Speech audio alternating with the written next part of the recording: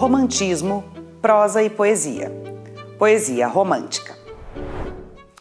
Olá, eu sou a professora Maria Luísa e nessa aula nós vamos estudar as 3 gerações da poesia romântica. Vamos lembrar o que é romantismo. No romantismo, a ideia de liberdade e a valorização da originalidade passam a ser os novos critérios para a arte e para a literatura também. Então você tem o declínio daquela cópia de modelos que existia antes, do século XVIII, final do século XVIII, início do século XIX. Declina esse modelo, das grandes cópias, dos grandes modelos dos poetas do passado. O que isso significa? Mais formas passam a ser chamadas de poesia. Então a gente vai ver que essa poesia romântica traz, na verdade, uma série de novas possibilidades formais que nem seriam consideradas poesia em outros contextos. Qual que é a dificuldade disso? Quando a gente fala em novas formas e muita variedade, uma poesia muito heterogênea, a gente pode se perguntar, mas então como que a gente acha o denominador comum desse estilo? Bom, a gente tem que pensar que tem mais em comum entre um Cláudio Manuel da Costa e um Tomás Antônio Gonzaga, lá no arcadismo, do que entre o Gonçalves Dias, que é um poeta da primeira geração romântica, e o Álvares de Azevedo, que é um poeta da segunda geração romântica. Na verdade, o que muda é que se passa a valorizar cada vez mais o olhar individual, Então a valorização desse olhar individual dá mais relevo à voz poética. A influência dos autores continua existindo, é claro, eles continuam sendo influenciados por poetas do passado. Mas nesse caso, essa influência é subordinada à voz autoral, essa voz aparece.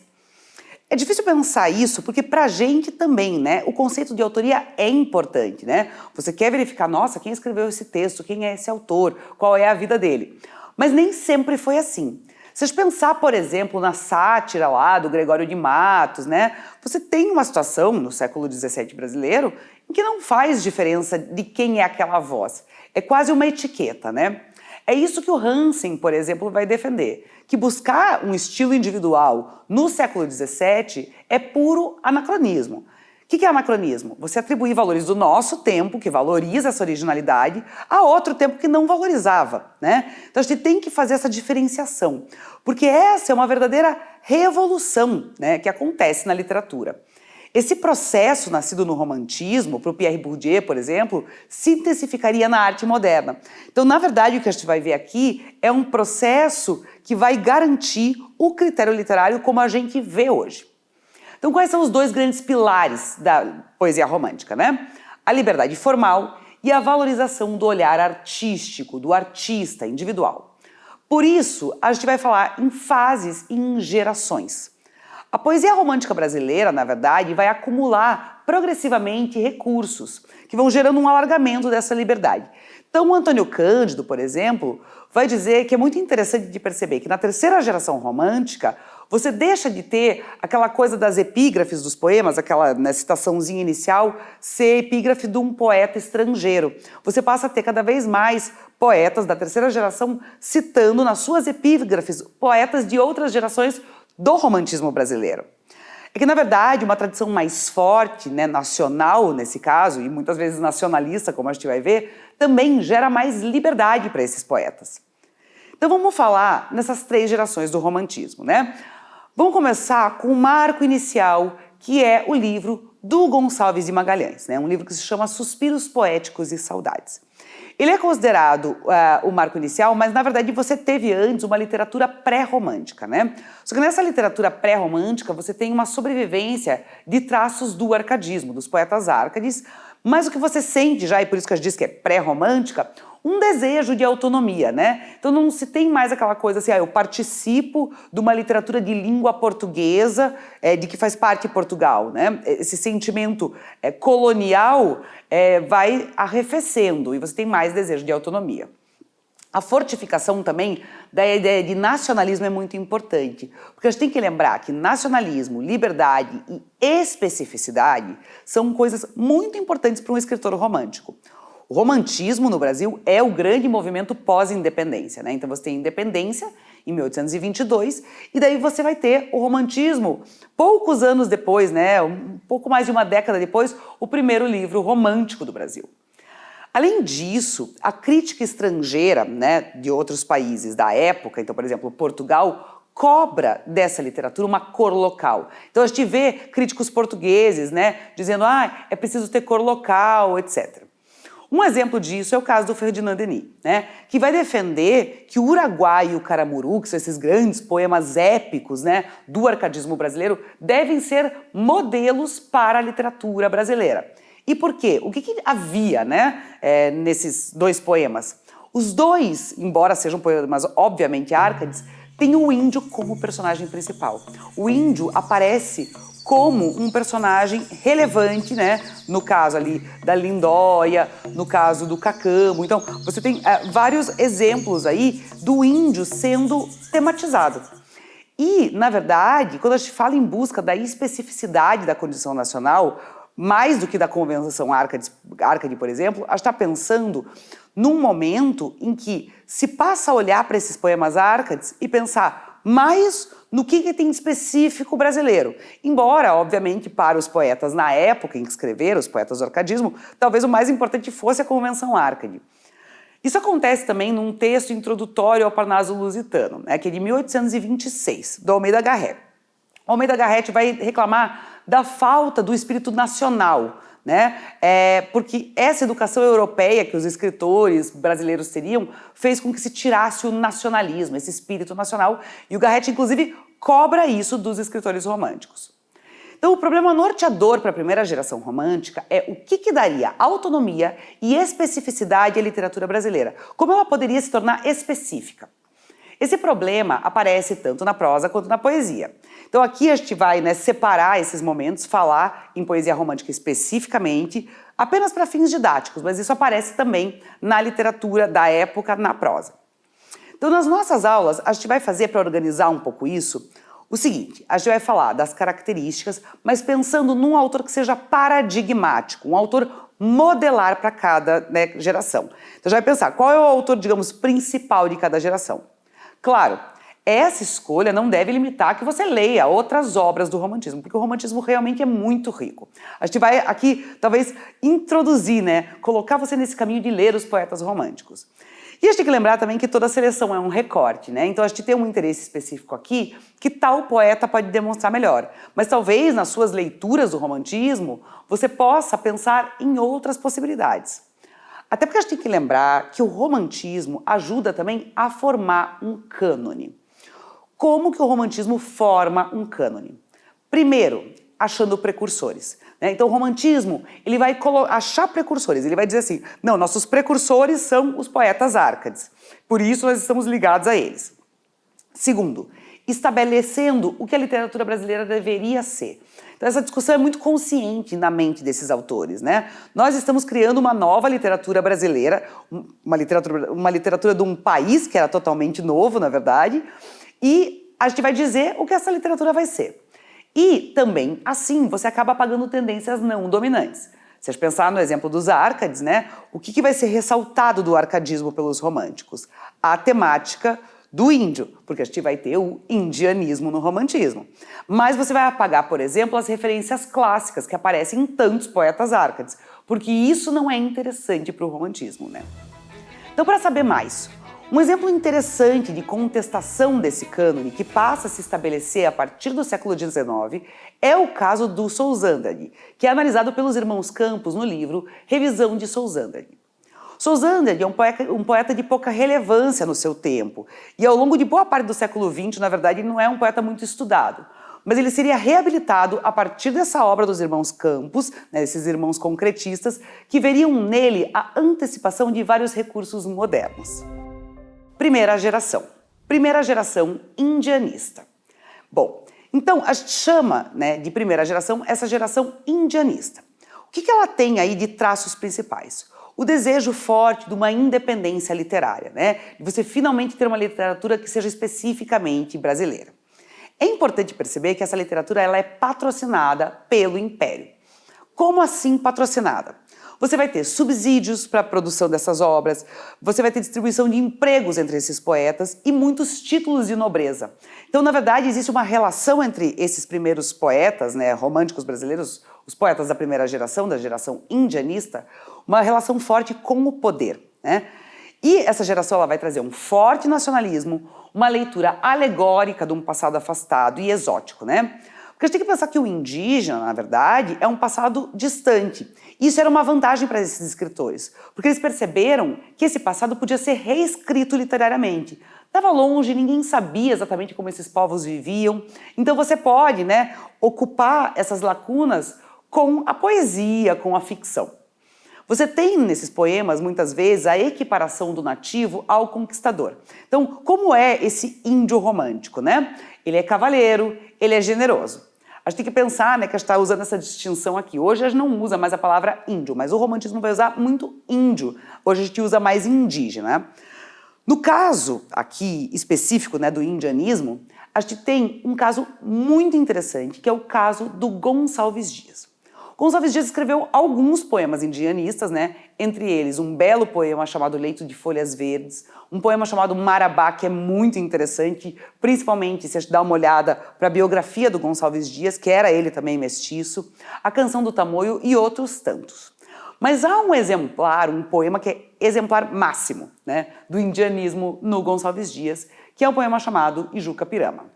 Segundo a nota do autor, esse título significa o que há de ser morto e é digno de ser morto, né, em língua tupi.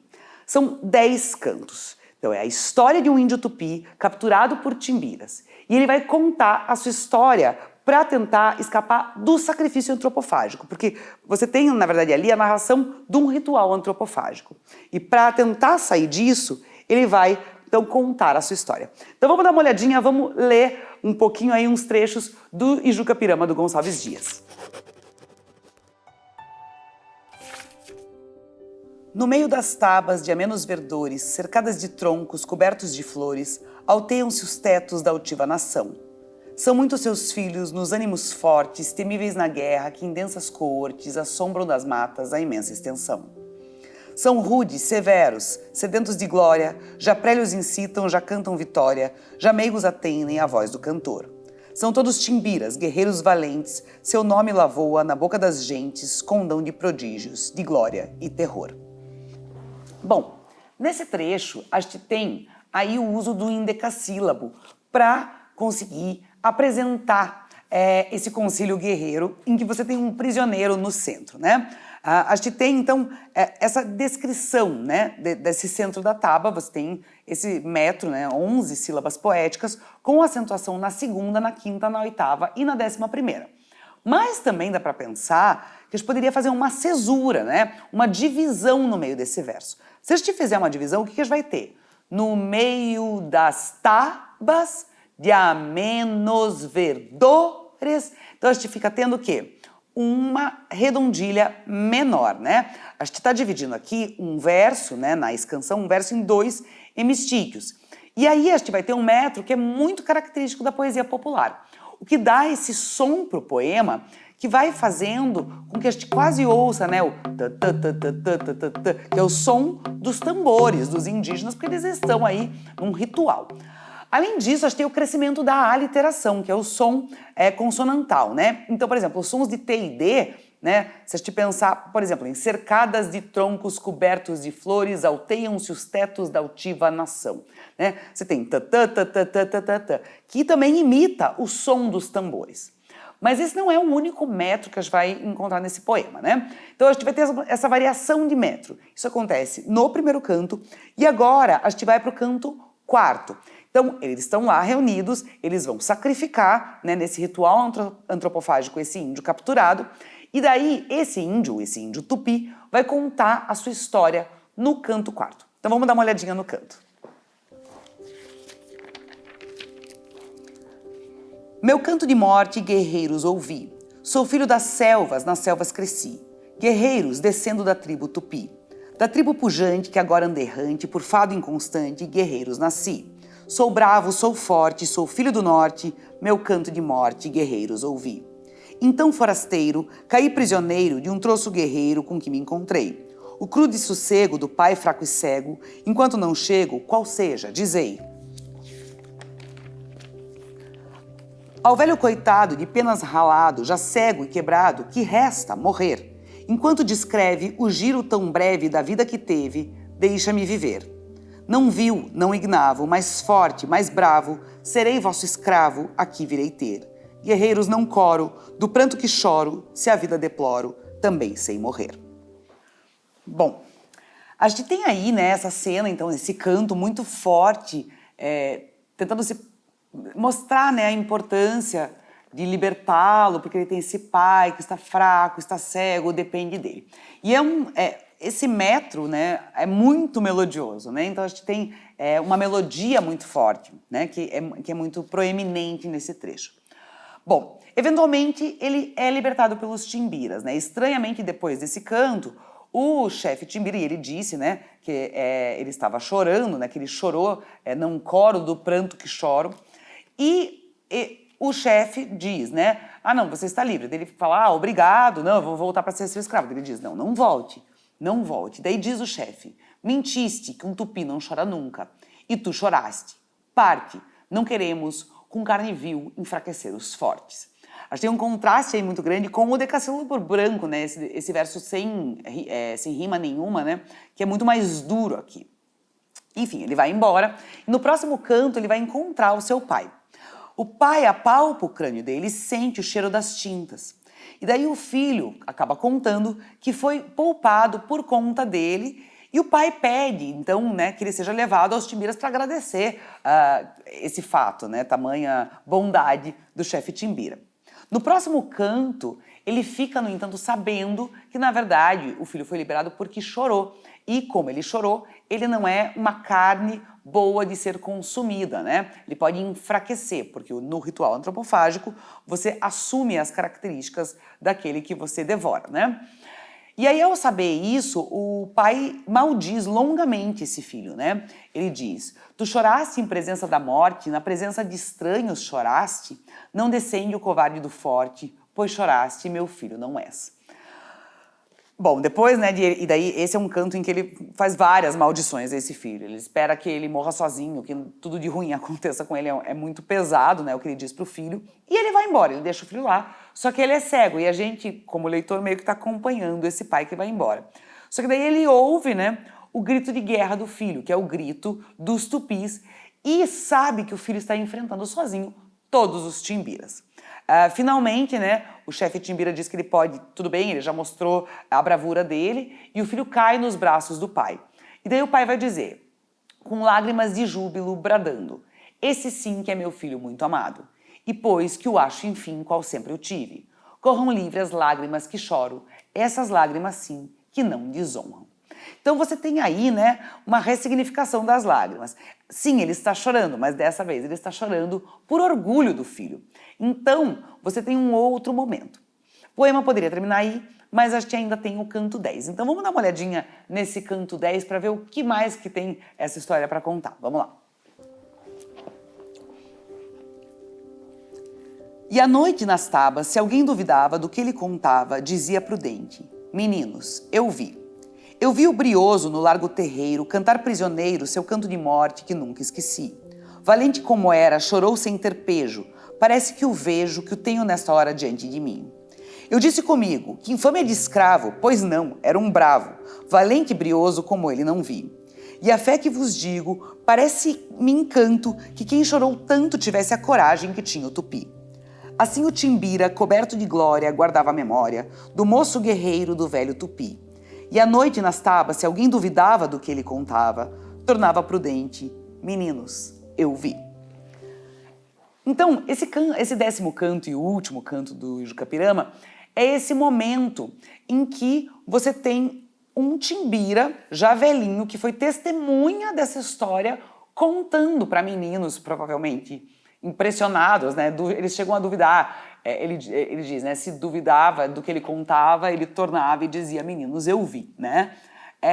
A gente tem aí, por quê, né? Esse trecho. Então, na verdade, a gente tem que pensar na estrutura toda. A gente tem 3 choros aí, né?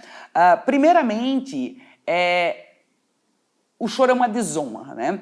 Ao chorar no ritual antropofágico, ele deixa de ser digno desse ritual, ele deixa de ser digno de ser devorado, né?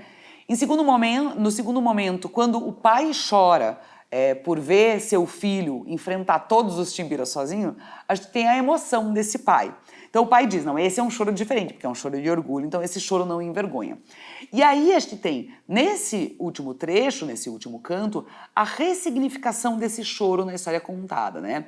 Tanto que é muito interessante isso, né? Isso aparece num verso só, um verso só que diz tudo isso, né? Valente como era, chorou sem ter pejo. Então ele era tão valente que ele não tinha vergonha de chorar, né? O choro passa a ser ressignificado nessa história contada pelo Timbira por muitos anos depois, né? A gente vê nesse poema o poder da tradição oral, né, sendo colocada aí dentro do contexto do indianismo. E o que a mente conta ou trabalha em cima disso é o literário, né? Então, o literário promove a glória dos mortos. Esse poema ajuda a demonstrar uma possibilidade de leitura alegórica do próprio indianismo. Vejam, a gente não sabe como os indígenas viviam, nem os nossos escritores românticos indianistas sabiam como os indígenas viviam. Mas eles precisam imaginar e dar significado a isso, assim como é necessário esse 10º canto, para que esse Timbira, que conta a história do Tupi, ressignifique essa história. Essa história só faz sentido quando ela é passada para frente. Segunda geração. A segunda geração romântica é chamada de geração ultrarromântica. Ela é baseada, sobretudo, no Byron, né? Então, tem muita referência desse romantismo inglês, né? O Goethe, que é o grande poeta alemão, vai dizer, na verdade, que esse é um romantismo de hospital, palavras dele, né? Uma poesia de hospital, porque é uma poesia agonizante, agônica. Ironicamente, na verdade, muitos desses poetas são extremamente jovens e morreram extremamente jovens, né? Então a gente tem vários exemplos disso. Caso, por exemplo, do Álvares de Azevedo, né, que vai morrer com 21 anos. A gente tem outros poetas, Junqueira Freire morre também muito novo. São jovens que escreveram poesia e acabaram morrendo tragicamente ainda no início da sua juventude, né? O que a gente tem de pontos-chave, de características-chave dessa poesia da segunda geração ultrarromântica? É fortemente centrada no eu, né? Então você tem ali no primeiro romantismo essa coisa de olhar para a história ou de olhar para a realidade nacional. No caso da poesia ultrarromântica, e por isso que ela é ultra, a subjetividade do poeta torna o real mera ilusão. O que aparece ali é tudo reflexo desse eu. O real sempre parece um pouco inatingível e nem interessa muito a essa poesia.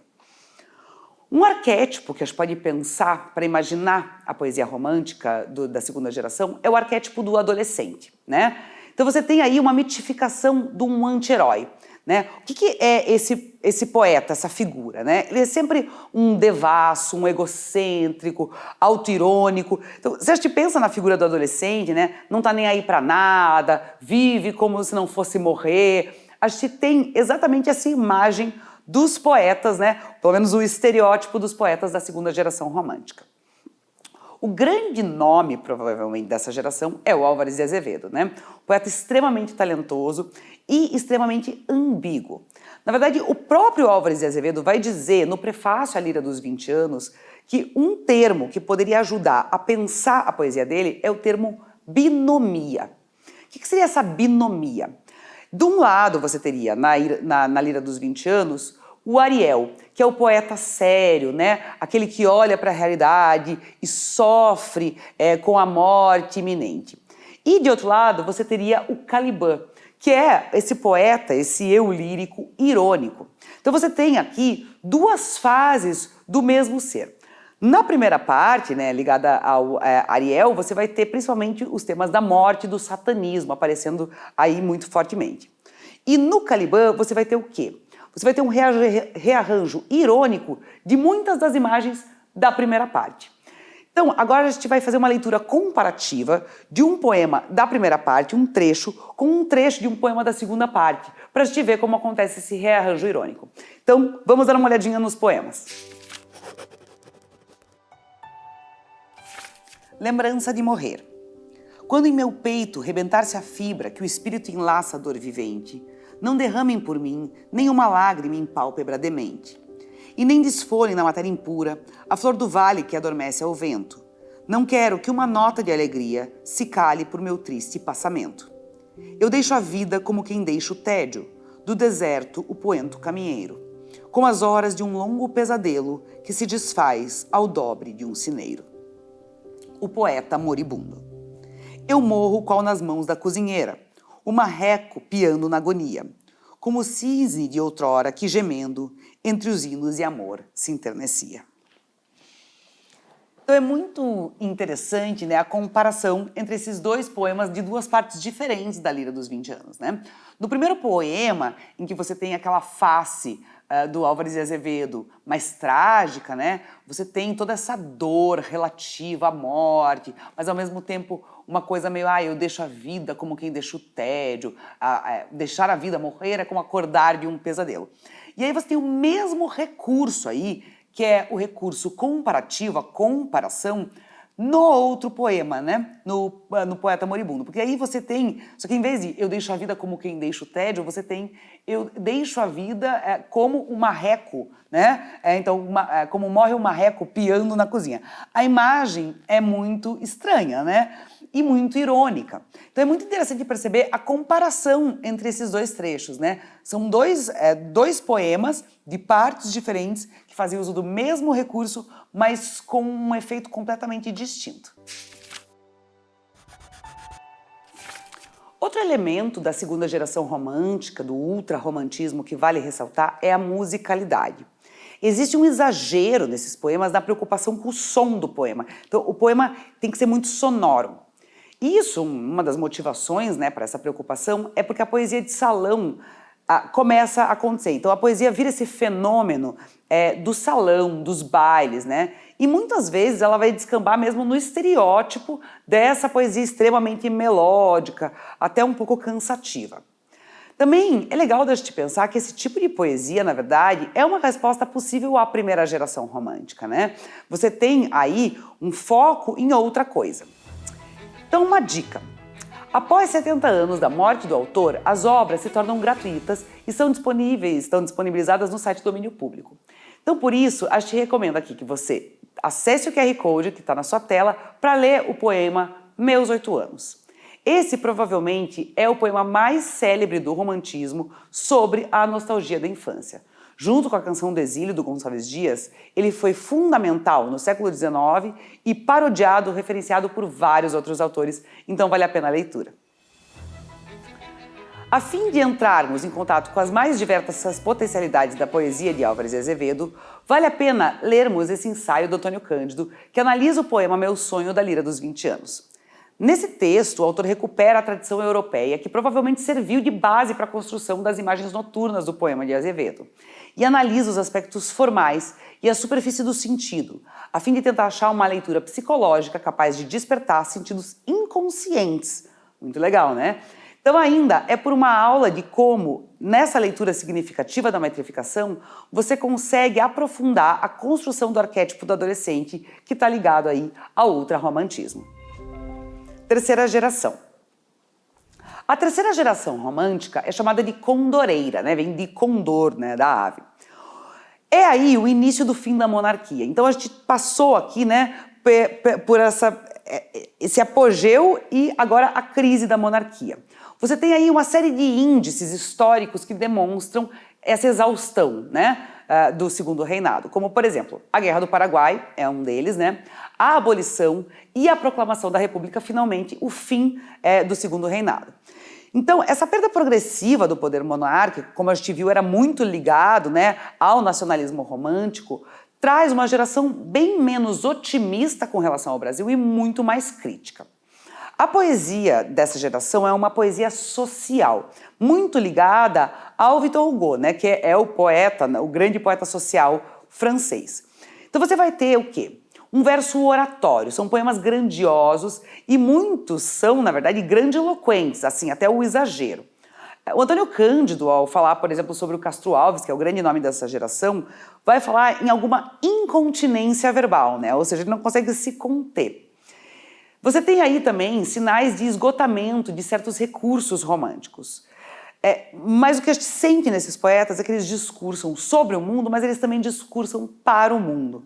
E nisso, às vezes é difícil de a gente perceber quando que você tem uma crítica e quando que você tem só querer, né, falar e acaba tendo um desgaste, né? Vejam, mesmo no Castro Alves, que é o grande poeta, o Cândido vai identificar esse tipo de coisa. Uma dica, é possível vocês conferirem a versão dos excertos do poema do Castro Alves, musicada pelo Caetano Veloso, interpretada em parceria com a Maria Bethânia.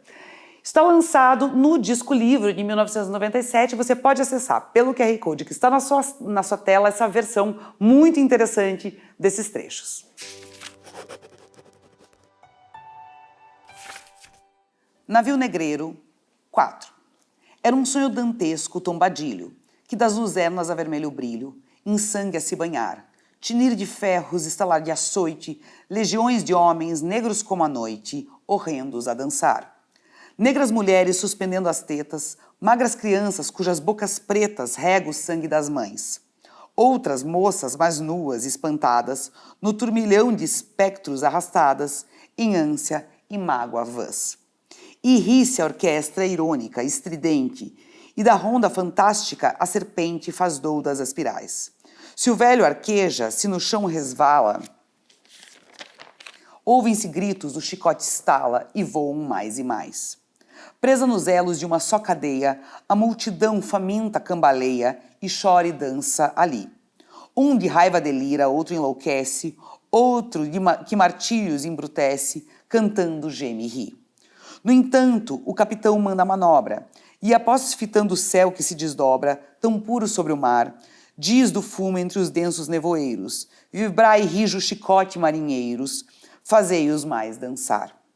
E ri-se a orquestra irônica, estridente, e da ronda fantástica serpente faz doidas aspirais. Qual um sonho dantesco as sombras voam, gritos, ais, maldições, preces ressoam, e ri-se Satanás. Bom, a gente tem nesse trecho do Navio Negreiro essa cena de dentro do Navio Negreiro, né? Então o poema começa, né, mostrando o navio, você começa na verdade no mar, no oceano, ele vai lá para dentro do navio e depois ele vai comentar tudo isso. A gente percebe aqui o quê? Um uso excessivo de adjetivos. Esse é um poema que tem um forte caráter oratório, né? Então ele é um poema para ser recitado, porque ele é um poema para ser um libelo abolicionista, né? Anti-escravagista. Então a gente tem realmente esse caráter de discurso e essas imagens ao mesmo tempo que são extremamente fortes, né? Para convencer aquele que ouve o poema de que é um absurdo essa situação. Então, para finalizar, a gente viu nessas três gerações três diferentes relações, formas diferentes de a gente relacionar subjetivo, interno, né, interior do indivíduo, e objetivo. O subjetivo que cria o mítico, né, e o que se afasta da realidade, e aquele que fortifica a voz pessoal para poder criticar essa realidade. É isso aí, bons estudos!